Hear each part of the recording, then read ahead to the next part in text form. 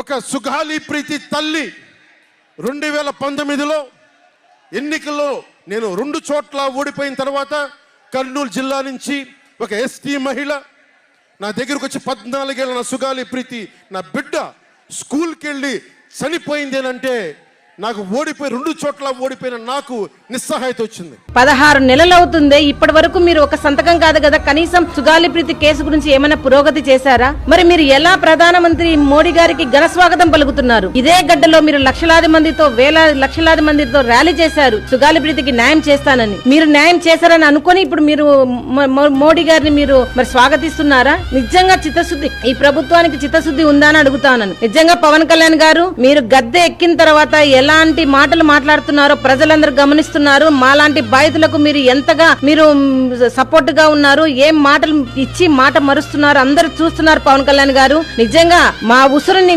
మీ కుటుంబానికి ఖచ్చితంగా తగులుతుందని నేను చెప్తా ఉన్నాను.